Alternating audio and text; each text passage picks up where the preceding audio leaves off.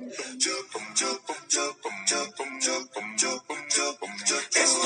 a Bíblia, estudar a Bíblia, estudar a Bíblia na escola dominical.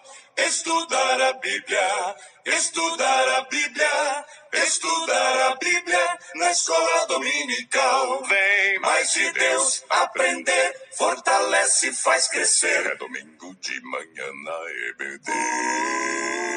Os jovens aprendendo, adultos sim estão, também os pequeninos, as crianças. Que legal! Oh, que momento sem igual, cresce na fé e no saber, vem com a família pra IBD. Vem com a família pra IBD. Vem pra IBD. A paz do Senhor, queridos, estamos iniciando mais um podcast de seu canal EBD Fácil e Motivadora. E na podcast de hoje nós comentaremos a lição de número 8, que tem como título Abacuque, a intercessão de um homem cheio de esperança. Amém?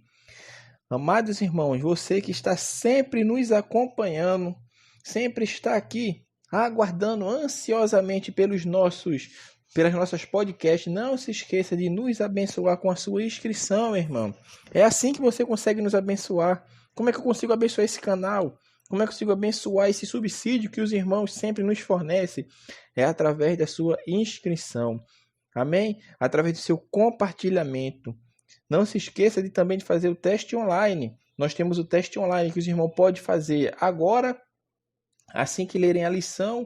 Clique no link, será direcionado a um teste online, teste este fácil, rápido e simples, ou podem fazer o download do nosso teste online para levar para a sua sala de aula. Amém? Então vamos iniciar o nosso subsídio. Abacuque, a intercessão de um homem cheio de esperança. Lição maravilhosa, meu irmão. Abacuque, meus amados irmãos, ele foi um músico.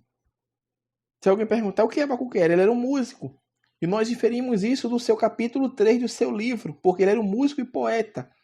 A oração dele foi em forma de canto, porque ele era músico. Ele possivelmente tenha sido um dos levitas, meu irmão, corista do templo. Então entenda isso, possivelmente Abacuque era um dos coristas do templo. Seu estilo literário é único entre os profetas, e o seu canto no 3º capítulo é um belo ode lírico sobre uma teofania, ou seja, aparição ou revelação da divindade. Foi uma manifestação visível de Deus em relação à vinda do Senhor, meu irmão. O livro de Abacuque assemelha-se ao de Jonas. Por quê? Porque ambos começam seus escritos atormentados por um problema grande, porém concluem obtendo uma solução divina. Observe que quase 70% do livro de Abacuque ocupa-se do diálogo entre Deus e ele. O que Abacuque procura ensinar ao povo é que o Senhor é santo, enfatizando a justiça de Deus ao punir Jerusalém. Como Naum, Abacuque também ressalta, minha irmã, a soberania divina e o propósito de Deus em usar países pagãos como a Babilônia para cumprir seus propósitos.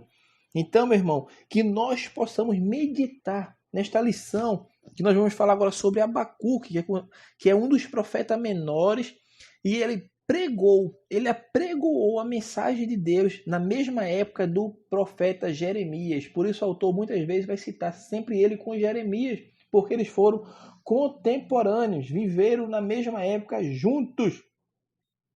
Abacuque é o profeta mais culto. Irmão, preste atenção, Abacuque é o profeta mais culto dentre os profetas menores. E o último dentre os de Judá. Ele era poeta, músico e também possivelmente filósofo, como eu já tinha falado anteriormente.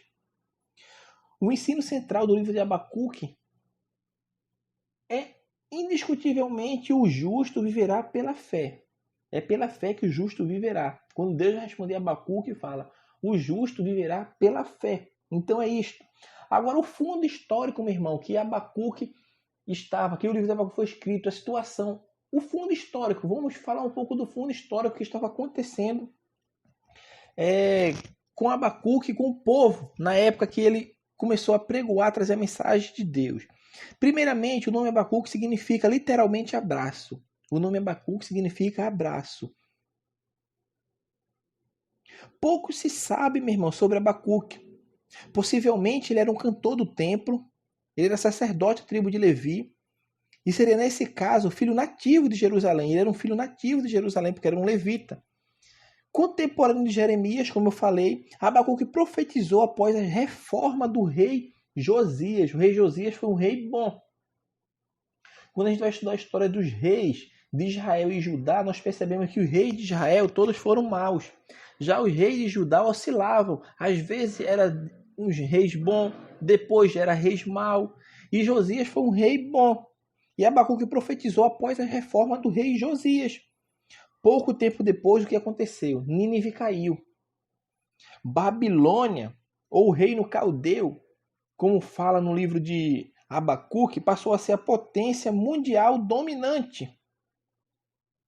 Já no que se refere à política e religiosidade em Judá, minha irmã, época de Abacuque, as condições eram péssimas, como o autor da lição fala. O rei Josias tinha sido morto por um tal de faraó Neco. E o rei Jeoaquim, aquele rei que a gente falou na lição sobre Jeremias, reinava agora.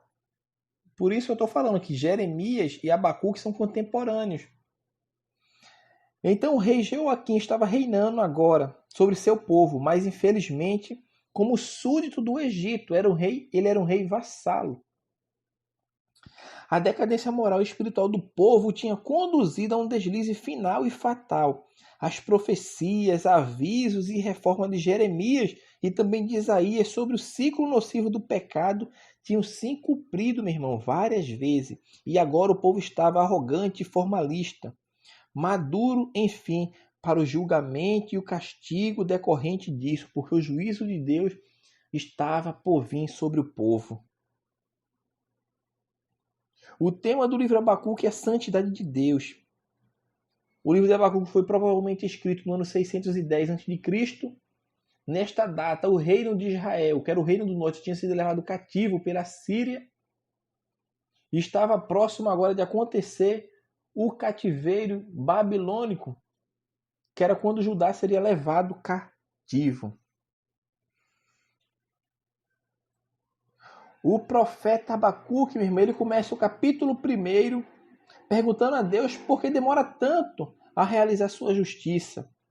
Sua queixa é que tudo em volta é violência, é opressão, é perversidade.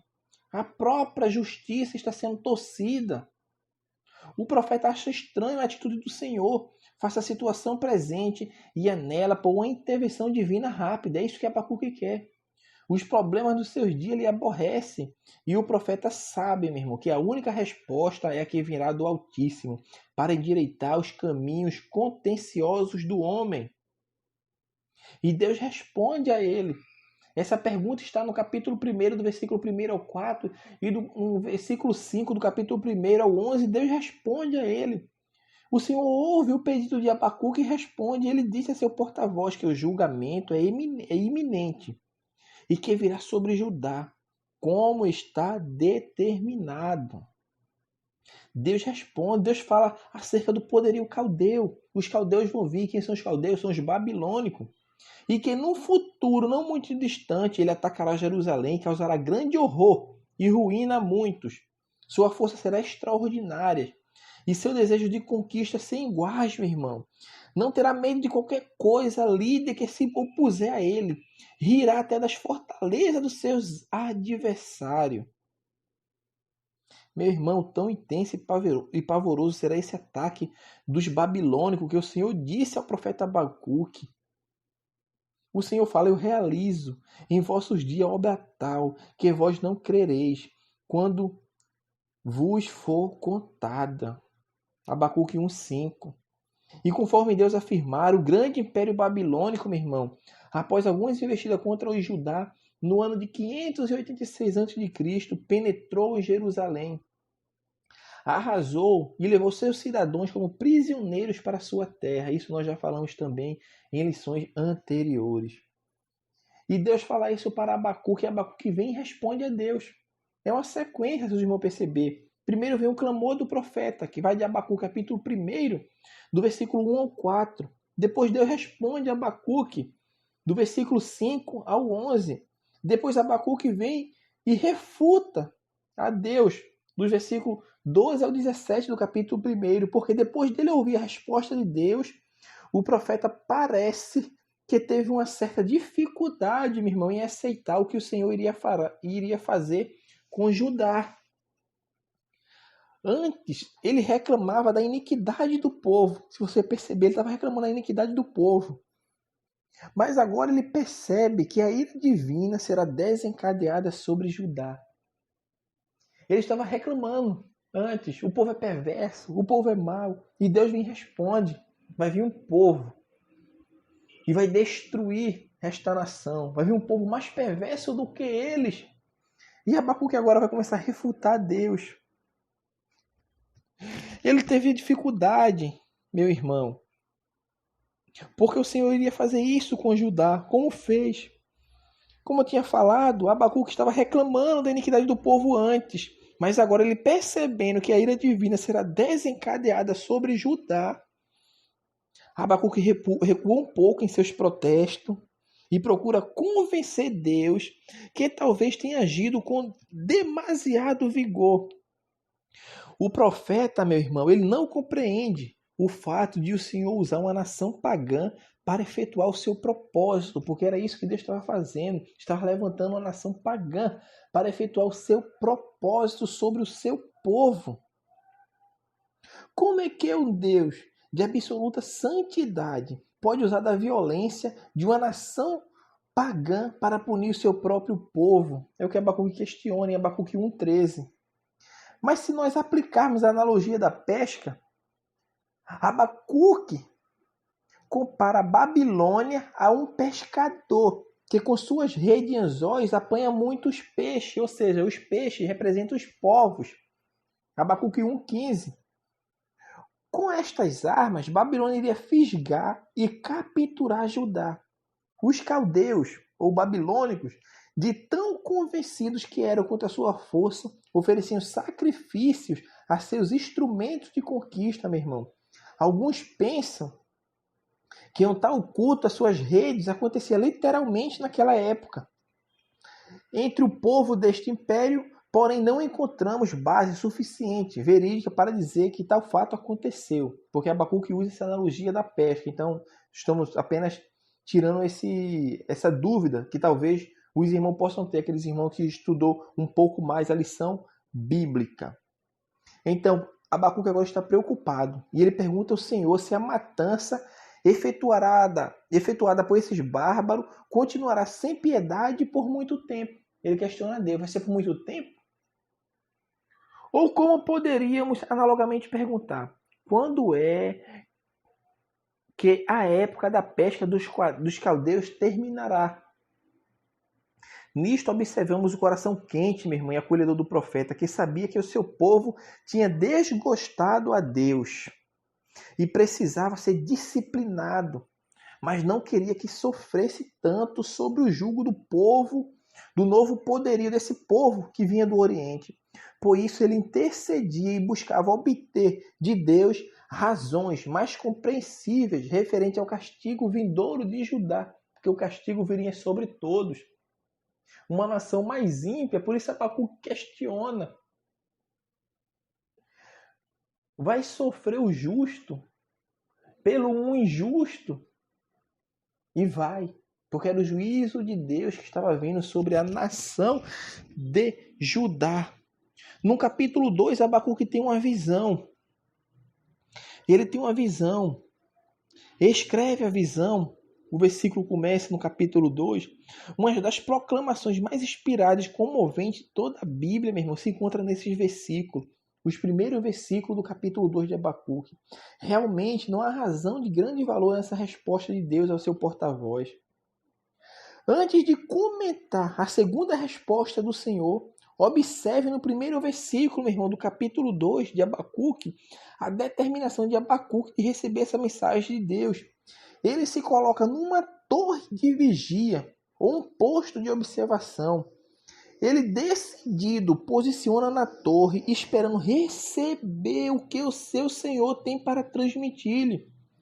Nisto notamos sua fé evidenciada, meu irmão, pela solução de ouvir a voz de Deus. Era um profeta que estava preocupado em ouvir a voz de Deus.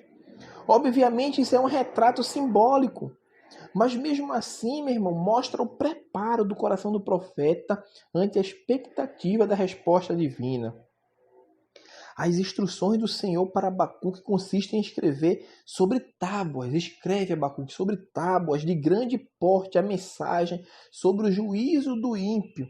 A mensagem seria tão clara e tão manifesta que até o apressado a leria e compreenderia o que estava escrito. Por isso o Senhor fala, escreve.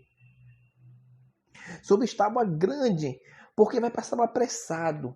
O devagar vai passar, vai conseguir ler. Não apressado também vai conseguir ler, porque tu vai escrever. Meu irmão, a visão não trata do julgamento de Judá. O que Deus estava mostrando para Abacuque era o julgamento inevitável dos caldeus e de outros futuros inimigos do Senhor, como também a preservação do povo de Deus. A visão que Abacuque teve cumpre-se-á no futuro, meu irmão, quando os babilônicos serão julgados. E mais adiante, quando outras nações serão julgadas. A promessa do Senhor ao seu profeta é que, de fato, a visão se cumprirá.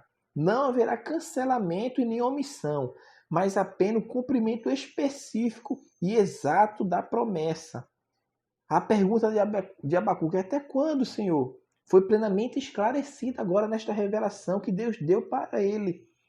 Está lá, Abacuque 2, capítulo 2, versículo 3. Porque a visão ainda está para cumprir-se no tempo determinado, mas se apressa para o fim, não falhará. Se tardar, espera-o, porque certamente virá, não tardará. Em outras palavras, Deus estava dizendo: paciência, meu profeta. Eu estou realizando todos os meus objetivos e nada me impedirá de cumpri-los.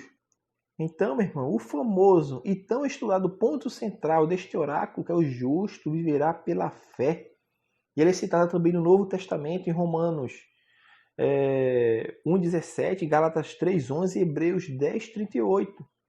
É o mesmo que mudou de forma estupenda a vida de Martinho Lutero, porque ele teve o pensamento-chave da reforma protestante que aconteceu no século XVI. Foram essas palavras: o justo viverá da fé. Este é o princípio real da consagração ao Senhor. Meu irmão, nos versículos finais do capítulo 2 de Abacuque, capítulo 2, versículo 6 ao 20, nesses 15 versículos encontramos 5 ais sobre os babilônicos. A lista dos ais é composta pelas nações, porque no versículo 6 fala todos estes, então inclui todas as nações que tinham sido subjugadas pelos caldeus. Elas levantavam suas vozes em protesto contra a infâmia do seu opressor. Ai do avarento, ai do cobiçador, ai do que pratica a crueldade, ai do corrupto e ai do idólatra.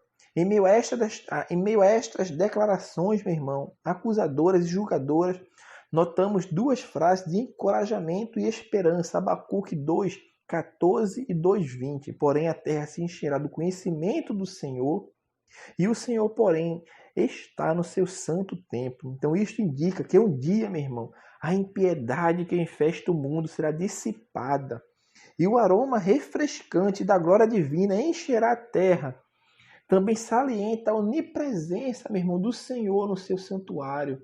Ele ainda domina e dominará de forma efetiva. O contraste entre este Deus e os demais deuses de madeira, ouro ou prata mostra que somente Ele é o Senhor. O mundo, entretanto, meu irmão, deve aguardar silenciosamente o seu juízo e a manifestação da sua santidade. Ele, e não os outros deuses, é digno de reverência e temor.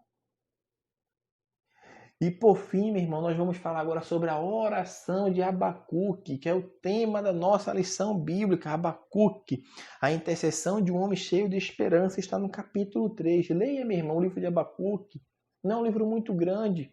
São 3 capítulos, dá para se ler. O capítulo 3 vai falar sobre a oração. É um belo salmo que vai encerrar o livro de Abacuque. Nele você vai notar petições, vai notar declarações de fé e louvor. Mesmo reconhecendo que Judá será julgado e subvertido, o profeta termina o seu relato com exclamações de vitória e alegria, pois agora ele aprendeu que ter a fé em Deus em todas as situações, porque o Senhor que falou para ele, o justo viverá pela fé. O principal desejo de Abacuque já se encontra ali no capítulo 3, versículo 1 e 2. O poeta começa dizendo que as palavras que o profeta ouviu têm-no assustado. Ele se assustou, mas mesmo assim Abacuque não deseja impedir o trabalho de Deus. Ele ficou assustado com as palavras de julgamento de Deus, mas ele não tem o desejo de impedir. Ele crê que a ira divina é de vez em quando necessária no mundo, contudo apela para lembrar-se de que o Senhor é misericordioso. Seu principal desejo em meio às suas frustrações, meu irmão, é de que Deus avive a sua obra, que é o seu rebanho. O profeta anela a continuação da operação divina em meio ao seu povo e que no decorrer dos anos Deus possa restaurar Israel ao seu devido lugar. Não seja severo demais ao castigá-lo e o faça conhecido e novamente digno entre as nações, trazendo honra ao seu bendito nome. Abacuque termina esta oração com uma conclusão maravilhosa. A conclusão dele é singular, meu irmão. É uma exclamação de fé e ânimo ante as circunstâncias escuras de Judá. Ainda que essa terra nada esteja produzindo e os animais da lavoura tenham sido levados ou mesmo destruídos, todavia ele se regozijará no Deus da sua salvação.